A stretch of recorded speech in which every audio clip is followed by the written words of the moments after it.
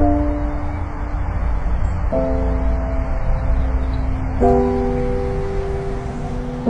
ini menceritakan tentang seorang wanita karir yang telah sukses bernama Fiesa. Namun ia sedang mengidap penyakit kulit atau alergi yang tak kunjung juga sembuh. Aduh, makin gatel ini. Dari kemarin gak sembuh-sembuh. Sampai pada titik Fiesa telah melakukan pengobatan ke berbagai tempat, bahkan hingga ke luar negeri. Namun tidak ada perubahan pada penyakit yang dideritanya. Udah berobat ke Penang, udah minum obat dari dokter spesialis, tetep aja gak sembuh-sembuh. Heran kali aku, stres aku kayak gini. Apa aku datang ke psikolog aja? Tapi belum tentu psikolog tahu tentang penyakit fisik kayak gini. Udahlah, datang aja lah aku besok. Biar aku ceritain dulu sama psikolog itu kayak mana stresnya aku gara-gara penyakitku ini. Fiesa pun mencoba mencari psikolog terbaik di kotanya, dan akhirnya ia menghubungi untuk membuat janji bertemu. Carilah dulu psikolog yang bagus di sini. Psikolog yang terbaik di Medan. Dapat. Halo, selamat siang. Iya, saya mau buat janji sama psikolognya, mau konsultasi, bisa? Oh iya, berarti saya besok bisa langsung ke sana ya? Iya. Oke, baik, terima kasih. Keesokan harinya. Selamat pagi, Bu Yesa. Selamat pagi juga, Bu. Bagaimana, Bu? Kabarnya baik hari ini? Baik, alhamdulillah. Iya, Ibu. Bagaimana, Bu? Apa ada yang bisa saya bantu? Ibu lagi mikirin apa atau ada yang dipikirin? Nah, jadi gini, Bu. Saya lagi mengidap penyakit gatal-gatal. Saya mengidap ini udah hampir 3 bulanan. Saya setiap makan apa saja, setelah itu saya merasa gatal-gatal yang berlebihan sampai badan saya ini luka-luka, Bu. Terakhir saya memutuskan untuk pergi ke dokter kulit yang ada di Medan ini. Bukannya merasa lebih mendingan, malah semakin gatal, Bu. Oh, baik, begitu. Lalu, Bu? Lalu karena kayak gitu, anak saya menyarankan saya untuk pergi ke dokter yang ada di Penang. Setelah saya pergi berobat di sana, dokter bilang saya itu cuman alergi biasa. Lalu saya diberikan obat antibiotik dan pereda nyeri, pereda gatal yang dosisnya tinggi begitu, Bu. Kalau boleh saya tahu, apakah Ibu merasa tertekan dengan penyakit yang Ibu derita sekarang? Sangat, Bu. Ya, saya mengerti apa yang Ibu rasakan. Tapi maaf ya Ibu, sejauh dialog perbincangan kita tadi, memang saya sedikit ada melihat raut-raut khawatir dan pressure tekanan dari wajah Ibu. Gini Bu, percaya nggak percaya, apa yang kita pikirkan, apa yang kita rasakan itu sangat berdampak Ibu terhadap kondisi tubuh kita, termasuk penyakit yang kita alami. Jadi kalau boleh saya tahu, apakah Ibu memiliki penyesalan atau hal-hal lampau yang masih Ibu ingat sampai sekarang gitu Bu? Apakah ada? Saya masih sering memikirkan tentang ibu saya. Saya selalu overthinking setiap malam memikirkan itu, walaupun kejadian itu sudah lama, Bu. Ibunya Ibu sudah tiada atau masih ada? Sudah meninggal, Bu, sekitar 3 tahun yang lalu. Jadi saya masih suka kepikiran karena saya masih merasa berdosa belum mengabulkan semua keinginan mama saya. Karena dulu mama saya itu pengen umroh, pengen beli sesuatu barang-barang, tapi saya tidak mampu untuk mengabulkan itu karena dulu hidup kami belum sesukses sekarang. Nah, setelah saya sukses, saya punya semua, tapi ia menyusul ayah saya, Bu. Jadi saya merasa berdosa, merasa kacau karena belum mengabulkan segala permintaannya tersebut, Bu. Oke, begitu, iya Bu. Jadi begini Bu, mungkin tanpa Ibu sadari, rasa sedikit sesal Ibu itu akan berdampak Bu terhadap penyakit yang Ibu alami sekarang. Nah, di dalam medis, keterkaitan ini disebut gangguan psikosomatis, di mana ini adalah penyakit gangguan mental Bu. Psikosomatis itu ialah adanya hubungan antara pemikiran atau psikis yang bisa mempengaruhi kondisi tubuh Ibu atau sebaliknya. Nah, sebagai contoh begini Bu, secara mudahnya penyakit yang Ibu derita ketika Ibu kan sudah berobat nih kemana-mana, kan Ibu bilang ke dokter, ke luar negeri. Nah, tetapi tidak ada hasil, tidak ada apa-apa, dan hanya didiagnosis penyakit biasa. Nah, disitulah adanya interrelasi antara psikis dengan soma, yaitu tubuh. Seperti itu Bu. Jadi saya ada kemungkinan mengidap psikomatis, Bu. Apakah itu penyakit yang parah? Tidak bisa memastikan 100% apakah Ibu memang mengidap ataupun tidak, tetapi memang sejauh kita berinteraksi seperti ini, gejalanya memang menandakan ke arah seperti itu Bu. Nah, jadi Bu, secara singkat dapat dijelaskan bahwa istilah gangguan psikomatik itu menunjukkan bahwa hubungan antara jiwa dan badan si pasien. Sedangkan gangguan psikosomatik didefinisikan sebagai suatu gangguan atau penyakit fisik. Nah, di masyarakat umum, selama ini paradigma sakit berasal dari penyebab-penyebab yang sifatnya biologi seperti kuman, bakteri, trauma, faktor imun, dan sebagainya. Namun di bagian psikosomatis memperkenalkan kepada masyarakat bahwa faktor psikologi akan sangat bisa berpengaruh kepada somatis atau biasa disebut sebagai penyakit organis Ibu.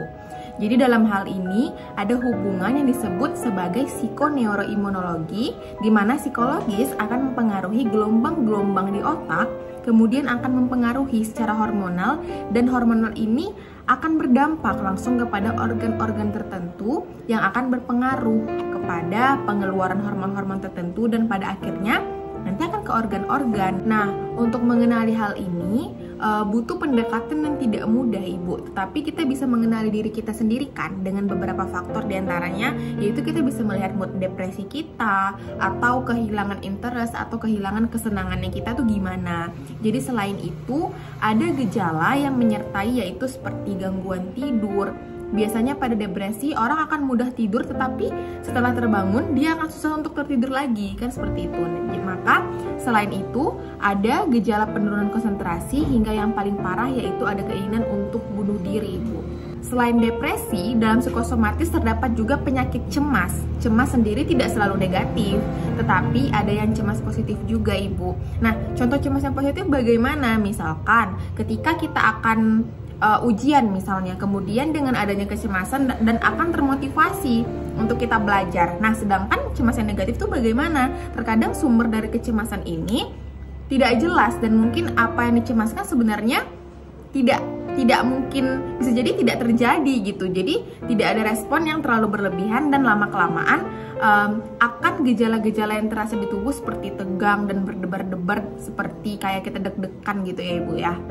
Nah, gangguan psikosomatis sendiri akan terjadi pada seorang yang mempunyai organ yang secara biologis sudah lemah atau peka. Terjadinya kelemahan bisa terjadi karena faktor genetik, penyakit, atau luka pada waktu sebelumnya. Nah, selain itu, Ibu, gangguan psikosomatis ini dapat timbul bukan saja pada yang kepribadiannya atau emosinya labil, tetapi dapat juga terjadi pada orang yang dapat dikatakan stabil, ataupun pada orang dengan gangguan kepribadian dan pada orang yang dengan psikosanya stabil. Nah, tanda-tanda gejala psikosomatis itu apa sih? Seperti jantung berdebar, peningkatan tekanan darah, sakit dan nyeri otot, pusing atau gemetar, dan juga masalah pencernaan. Sebenarnya Ibu, sebelum timbulnya psikosomatis ini, sebenarnya sudah ada lebih dahulu kelainan-kelainan organik yang ada pada dalam diri Ibu, tetapi Ibu mungkin belum menyadarinya. Ibu baru menyadari setelah ada diagnosis dari saya mungkin, atau orang-orang lain. Nah, hal ini ketika Ibu sudah tahu, hal ini sebenarnya membuat Ibu menjadi takut, khawatir, dan gelisah yang dinamakan iatrogren. Nah, Sebenarnya Ibu tidak perlu khawatir karena gangguan psikosomatis ini bisa kok disembuhkan. Namun, memang penyembuhannya membutuhkan waktu. Hal ini dikarenakan Ibu harus belajar cara mengelola stres yang Ibu alami. Setelah jiwa dan mental stabil, maka penyakit fisik yang Ibu derita juga insya Allah akan membaik. Nah, untuk pencegahan penyakit psikosomatis itu bisa dimulai dari diri Ibu sendiri. Contohnya ketika Ibu menghadapi suatu permasalahan, Ibu bisa mengubah pola-pola pikir Ibu dari yang negatif menjadi positif, baik dalam segi agama maupun masyarakat juga sosial Ibu. Nah, di dalam hal ini juga ada pengaruhnya dalam pendekatan agama Ibu. Seperti contohnya, Ibu lebih bisa mulai ikhlas. Kemudian untuk fisik, itu ada seperti pelatihan nafas, yoga, dan juga terapis yang seperti saya bilang sebelumnya Ibu. Nah, secara sosial, ini bisa sangat membantu Ibu juga. Ibu bisa mencari teman untuk mengobrol, lalu meminta saran dengan teman agar permasalahan ini tidak Ibu pendam sendiri. Seperti itu Ibu. Jadi saran yang bisa saya berikan ialah Ibu bisa mulai datang nih kepada hipnoterapis Ibu. Ibu disarankan untuk terapis karena ini sudah bukan naungan saya lagi sebagai psikolog. Saya hanya bisa mendiagnosis dan menyarankan Ibu apa yang harus Ibu lakukan. Seperti itu Ibu. Oh iya Bu, terima kasih banyak Bu. Setelah ini saya akan mencari hipnoterapis dan saya akan menanyakan apakah benar saya mengidap psikomatis apa tidak. Kalau benar, saya akan mengikuti terapi yang diberikan. Terima kasih banyak ya, Bu. Baik, Ibu. Terima kasih kembali, Ibu. Semoga Ibu segera mendapatkan penanganan yang tepat dan semoga Ibu lekas pulih ya, Bu. Terima kasih. Selamat siang. Sesampainya di rumah. Aduh, gatel kali, Bah.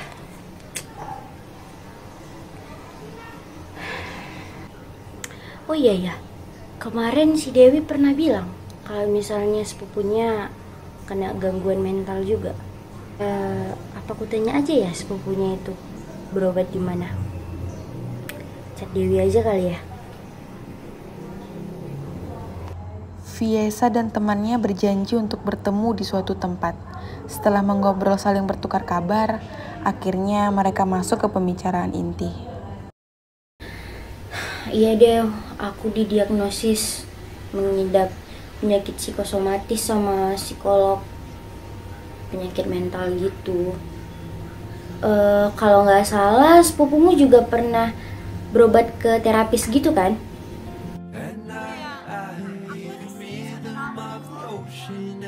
Kayak kamu, sepupu aku sih, dia terapi sama hipnoterapi di rumah aku juga sih. Kamu mau hipnoterapi juga?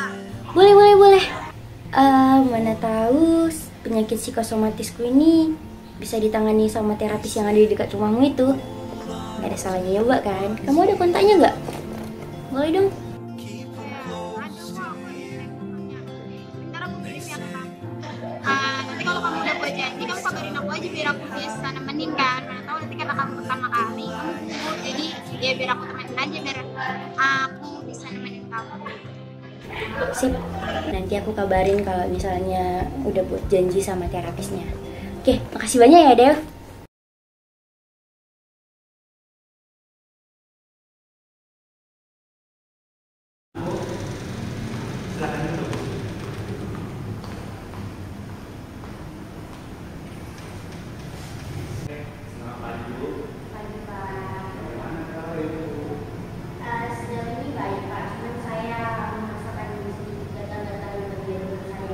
Kemarin saya sudah periksa ke psikolog, cuma ini psikolog menyarankan saya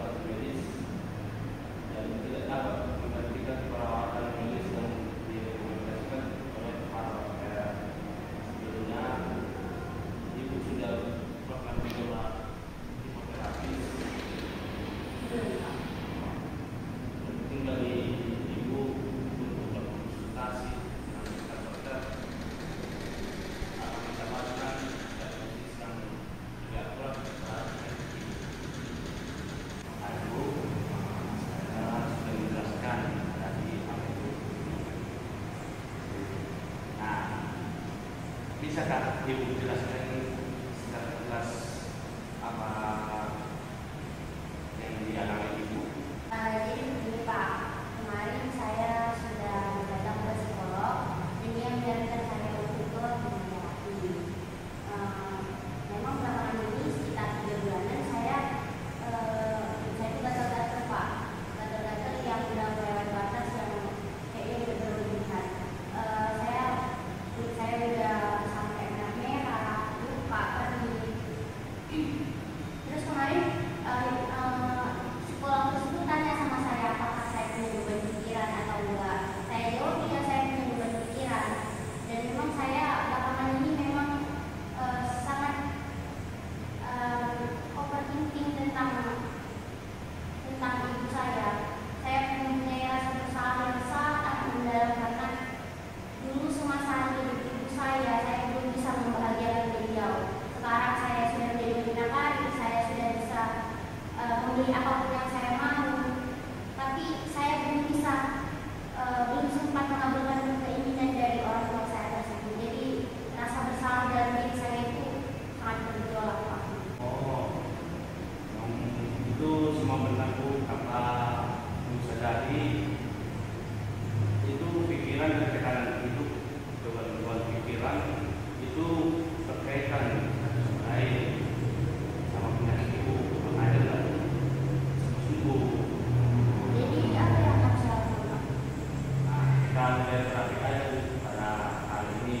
Sebelumnya Ibu udah bisa formulir kita di depan.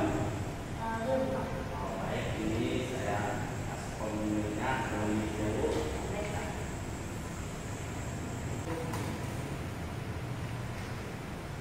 Oh, Ibu sudah mengingat semuanya, Bu. Nah, baik, bisa Ibu duduk di sini dan kita mulai proses terapinya.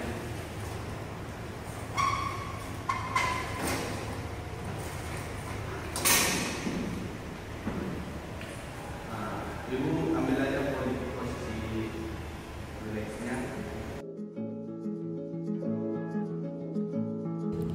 Setelah melakukan beberapa kali terapis dengan hipnoterapis, Fiesa mulai menyadari satu hal, bahwa segala hal yang terjadi di dunia ini sudah pada porsinya. Menurutnya, daripada menyalahkan masa lalu dan mengharapkan masa depan yang belum tentu terjadi, lebih baik fokus pada kehidupan masa kini. Kehidupan yang membuat diri kita lebih berpikir positif, menerima keadaan, dan tidak menyesali hal-hal yang sudah lampau.